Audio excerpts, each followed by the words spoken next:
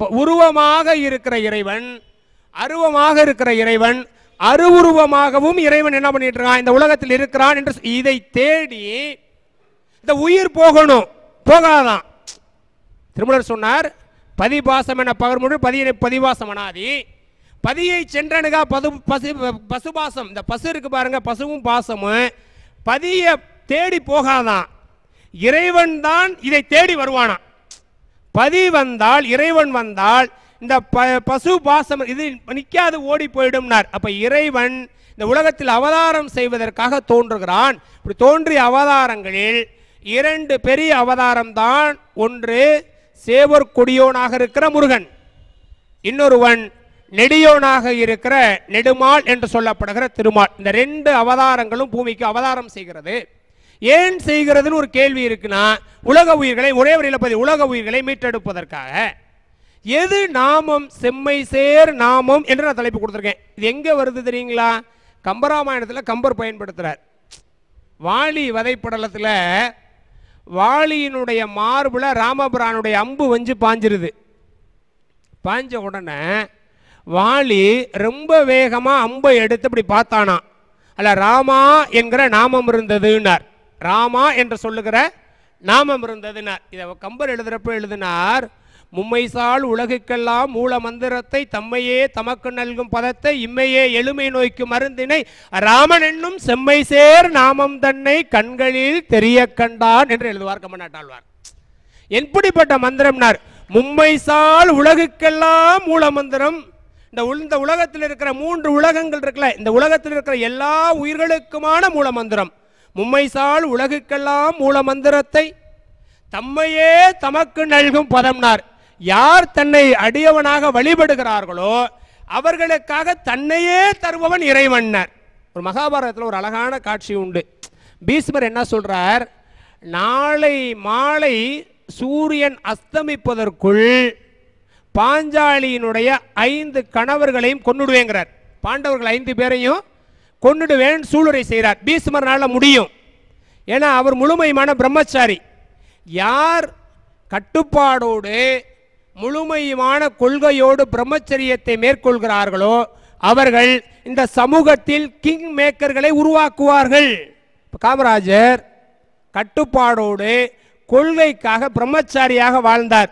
அவர் இந்த தேசத்தில் கிங் மேக்கராக இருந்தார் இல்லையா? இந்திய பிரதமர்களை அவர் தான் உருவாக்கினார். ராமாயணத்தில் பாருங்க, அனுமன் கட்டுப்பாடோடு பிரம்மச்சாரியாக வாழ்ந்தார். அவர் தான் சுக்ரீவனை கிங் ஆக்கினார். அவரால் தான் விபீஷணன் நாடு பெற்றான். ராமபிரான் அரியணை பெறுவதற்கு அனுமனுடைய நட்பு உதவியாக இருந்தது. அப்ப பிரம்மச்சரியாக யார் வாழ்கிறார்களோ அவர்கள் சமூகத்திற்கு முழுமையுமாக நல்லதை செய்கிற ஆற்றல் பெற்றவர்களாக சமூகத்தில் என்னாலும் இருப்பார்கள் அப்படிங்கிற செய்தி நமக்கு ரொம்ப நல்லா தெரிய வருகிறது இல்லையா? இப்போ இந்த செய்தியோடு நம்ம பார்க்கிற பொழுது என்ன சொன்னார், தம்மையே தமக்கு நல்கும் பதம்னார்ல. இப்போ பீஷ்மர் சொல்லிட்டார். பாஞ்சாலி என்ன பண்றா, கிருஷ்ண பரமாத்மாட்ட போய் நிற்கிறா. எனக்கு 5 கணவர்களை நாளை சூரிய அஸ்தமனத்திற்குள் கொன்று விடுவேன் என்று பீஷ்மர் சபதம் செய்கிறார். கிருஷ்ணா எப்படியாவது நீ தான் காப்பாற்றணுங்கிறார். கிருஷ்ண பரமாத்மா சொன்னார், அவர் பிரம்மச்சாரி, அவர் நினைச்சா எதையும் சாதிக்க முடியும். இதுக்கு ஒரே ஒரு வழிதான் இருக்கிறது. நீ போய் என்ன பண்ற, அவர்கிட்டயே தீர்க்க சுமங்கலியாக இருக்க வேண்டும் என்கிற ஆசீர்வாதம் வாங்கிடு. இதான் ஒரே வழியினார். உடனே நடந்து போறா. யாரு? பாஞ்சாலி. இரவுல மழை பெய்யுது, இடி இடிக்குது. இதுக்கு நடுவில் பாஞ்சாலியை கூட்டிட்டு போறார். அவர் படுத்து தூங்குவார். நீ என்ன பண்ண, கால் பக்கம் போய் நின்று காலை தொட்டு கும்பிடு. அவர் யார் தன்னுடைய காலை தொட்டு கும்பிட்டாலும் தீர்க்க சுமங்கலிப்பவன் வாழ்த்திடுவார் அப்படின்னு சொல்லி கொடுத்து கூட்டிட்டு போறார். இந்த அம்மா செருப்பு போட்டு நடந்து போறா. யாரு? பாஞ்சாலி. இப்போ கிருஷ்ண பரமாத்மா என்ன பண்ணாராம், இங்கே பாருமா, செருப்போட போனீங்கன்னா சத்தம் கேட்டுரும், செருப்பை கொடுன்னு தன் கை 2ல் வாங்கிக்கிட்டு தான் மார்போடு அணைத்து கொண்டு கிருஷ்ண பரமாத்மா நின்னாராம். உள்ள போய் அப்படி பாதத்தை தொட்டு கும்பிட்டா. குண்டவர் தீர்க்க சுமங்கலி பவன் சொல்லிவிட்டார். எந்திரிச்சு பார்க்குறார், பாஞ்சாலி நிற்கிறா. அவர் சொன்னார், நான் கொடுத்தது தான், உன் கணவர்களை நான் கொல்ல மாட்டேன். அப்போ அவருக்கு ஒன்று தோணுச்சு, இது யாரு சொல்லியிருப்பா, இவளுக்காக தோணியிருக்க வாய்ப்பில்லைன்னு வெளியில் வந்து பார்த்தாராம். கொட்டுகிற மலையில் கிருஷ்ண பரமாத்மா பாஞ்சாலியின் செருப்புக்களை தன் மார்போடு அணைத்து கொண்டு நின்னார் என்று மகாபாரதம் சொல்லுகிறது. எந்த மார்பு? மகாலட்சுமி உரைகிற மார்பு. அப்ப இறைவன் எப்படிப்பட்டவன்? அவனை நோக்கி நாம் ஒரு அடி எடுத்து வைத்தால் நம்மை நோக்கி 2 அடி எடுத்து வைப்பவனாக இறைவன் இருக்கிறான் என்பதை, அதாவது தம்மையே தமக்கு நல்கும் பதம்னார். தம்மையே இம்மையே எழுமை நோய்க்கும் மருந்தினை ராமன் என்னும் செம்மை சேர் நாமம் தன்னை கண்களில் தெரிய கண்டான் என்று கமநாட்டாளர் எழுதுறார். அப்ப இறைவனாக இருப்பவன் அவன் நாமத்தை சொல்லுவதன் மூலமாக உயர்ந்த இடத்தை மனித உயிர் அடைய முடியும் என்று பேசுகிறார்கள். நான் ஒரு செய்தி சொல்றேன். வைணவத்தில் ஆச்சாரிய பெருமக்கள் ஒரு செய்தியை சொல்லுவார்கள். இந்த உலகத்தில் நாமியை விட நாமம் பெரியது. நீங்க கடவுளை கூட பகைச்சுக்கலாமா, தப்பு இல்லை. ஆனால் கடவுளின் நாமத்தை பகைச்சிக்கப்படாது. ஏன்னா கடவுளை விட கடவுளின் நாமம் உயர்ந்தது. அவங்க உதாரணம் சொல்றாங்க. கடவுள் இருக்கார்ல, அவர் கட்டி பொண்ணை போன்றவர்ங்கிறாங்க. நாமம் ஆணிப்பொன், அது கட்டி பொன் ஆணி பொண்ணை வேற இல்லை. இறைவன் பூமிக்கு அடியில் இருக்கிற தங்கத்தை போன்றவன். ஆனால் அவனுடைய நாமம் நாம் காதுகளில் அணிந்து கொள்கிற ஆபரணத்தை தங்கத்தை போன்றதான். நீங்க பூமிக்கு அடியில் இருக்க தங்கத்தை போய் அவ்வளவு சீக்கிரம் அடைய முடியாது. ஆனால் ஆபரணமாக அணிந்து கொள்கிற தங்கத்தை நீங்க அடையலாம். இன்னொரு ஒரு நயம் இருக்கு. என்ன தெரியுங்களா? உங்களுக்கு ஏதாவது அவசரத்துக்கு தேவைன்னா, வாழ்க்கையில ஏதாவது சிக்கல்னா பூமிக்கு அடியில் இருக்க தங்கம் பயன்படாது. நாம் ஆபரணமாக அணிந்திருக்கிற தங்கத்தை கொண்டு போய் பேங்க்ல வச்சு பணம் வாங்கி ஆபத்திலிருந்து நம்ம மீட்டுக்கலாம். அது மாதிரி இறைவனுடைய நாமம் இருக்கிறதில்லே, அதுதான் நாம் வாழ்க்கையில் இன்னல் படுகிற பொழுது நம்முடன் வந்து உதவுவது என்று பெரியவர்கள் சொல்லுகிறார்கள்.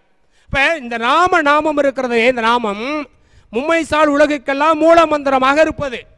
இந்த பக்கம் ஒரு நாமம் இருக்கிறது. சேவற்கொடியோன் முருகன் இருக்கான்ல, முருகனுடைய நாமம் எப்படிப்பட்டதுன்னு சிதம்பரம் பெரூர் சுவாமிகள் ஒரு செய்தியை சொல்றார்.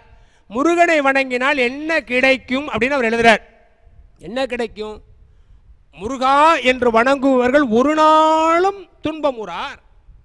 யார் முருகனை மனத்தில் நினைத்து வணங்குகிறார்களோ அவர்களுக்கு துன்பம் என்பது ஒரு நாளும் வராது. முருகா என்று வணங்குபவர்கள் ஒரு நாளும் துன்பமுறார். வியாதி அடைந்து நையார், அவர்களுக்கு வியாதி என்பதே வராது. பொறுகாலன் நாடு புகார், யமனுடைய தேசத்துக்கு அவங்க போக மாட்டாங்க. சரணாகதி புண்ணியனே என்று எழுதுகிறார். யார் முருகன் திருப்பாதங்களில் சரணமடைகிறார்களோ அவர்களுக்கு இந்த உலகில் வாழ்கிற எந்த தொல்லையும் வராது, வந்து அவர்களை பற்றாது என்று அவர் எழுதுகிறார். அருணகிரிநாத சுவாமிகள் சொன்னார், விழிக்கு துணை அவன் மென்மலர் பாதங்கள், மெய்மை குன்றா மொழிக்கு துணை முருகா எனும் நாமங்கள் என்று எழுதினார். ஒரு ஆச்சரியமான ஒரு உண்மை பாருங்க. விழிக்கு துணை மென்மலர் பாதங்கள் இல்லையா? இறைவனுக்கு எப்பவுமே பாதம் தான் சிறப்பு. அதனால் நம்ம என்ன சொல்லுவோம், மனிதர்களை நீங்கள் புகழ்ந்தால் தலையில் ஆரம்பித்து கால் வரைக்கும் கொண்டுட்டு போய் முடிக்கணும். அதுக்கு பேர் கேசாதி பாதம்னு பேர். ஆனால் இறைவனை புகழ்ந்தால் பாதத்தில் ஆரம்பித்து தலையில் கொண்டுட்டு போய் முடிக்கணும். அதுக்கு பேர் பாதாதி கேசம்னு பேர். அப்ப இறைவனுக்கு எது சிறப்புனா இறைவனுடைய பாதம் தான் இறைவனுக்கு மெரிய சிறப்பு. ஒரு நயத்துக்காக சொல்லுகிறார்கள். கிருஷ்ண பரமாத்மா ஒரு முறை என்ன செய்தாராம், அடியவர்களெல்லாம் வந்து விழுந்து விழுந்து நம்ம பாதத்தை கும்பிடுறாங்களே, இந்த பாதத்தில் அப்படி என்ன சுவை இருக்குன்னு தெரிந்து கொள்வதற்காக தன் பாதத்தினுடைய கட்டவரலையே வாயில வச்சு சுவைத்து பார்த்தாராம். இப்படி ஒரு படம் உண்டு, கிருஷ்ணன்ல பார்த்துருக்கீங்களா? கட்டவரலையே தன் பாதத்தில் வைத்து சுவைத்து பார்ப்பதாக. அப்ப இறைவன் இந்த அடியவர்கள் வந்து விழுகிறாங்களே, இந்த பாதத்தில் அப்படி என்ன சிறப்பு என்று சுவைத்து பார்த்தாராம். இப்போ இறைவனுக்கு பாதம் தான் மிகப்பெரிய சிறப்பு. அது எதுக்கு சிறப்புனா விழிக்கு துணை, நல்ல விழிக்கு துணை இறைவனுடைய பாதம். மெய்மை குன்றா மொழிக்கு துணை முருகா எனும் நாமங்கள்னர். பெரிய ஆச்சரியம் இருக்கு. முருகாங்கிறது ஒரு பேர் தானே. மெய்மை குன்றா மொழிக்கு துணை முருகா எனும் நாமம் தானே சொல்லணும். ஆனால் அருணகிரிநாதர் ஒன்றும் தெரியாதவரா? அவர் என்ன சொல்றார், மெய்மை குன்றா மொழிக்கு துணை முருகா எனும் நாமங்கள் என்று எழுதுறார். பன்மையில் எழுதுறார். ஏன் எழுதுறார் தெரியுங்களா? இந்த முருகா என்கிற நாமம் இருக்கிறதே அது பல நாமங்களுக்கு சமமானது. அந்த முருகா என்கிற சொல்லில் இருக்கக்கூடிய முருகு அப்படின்னா அழகு அல்லது தெய்வத்தன்மைன்னு பொருள். நக்கீரர் எழுதுறார், குன்றமெறிந்ததுவும் குன்றப்போர் புரிந்தாய் புந்தலைய பூத பெருபடையாய் என்றும் இளையாய் அழகியதாய் ஏரூர்ந்தான் ஏரே உளையாய் என் உள்ளத்து உரை என்று நக்கீரர் சுவாமியில் எழுதுறார். அப்ப இறைவன் தெய்வத்தன்மை புரிந்தியவன், அழகு நிறைந்தவன். இப்ப இதுல முருகு என்கிற சொல்லில் இருக்கிற மூ என்கிற எழுத்து முகுந்தனை குறிக்கும். முகுந்தன் யார்? திருமால். ரூ என்கிற எழுத்து ருத்ரனை குறிக்கும். ருத்ரன் யார்? சிவனுடைய வடிவம். கூ என்கிற எழுத்து பிரம்மனை குறிக்கும். அப்ப இந்த மூன்று தெய்வத்தினுடைய அருளும் யாருக்கு கிடைக்கும் என்றால் முருகா என்று சொல்பவர்களுக்கு கிடைக்கும். அது மட்டும் இல்ல,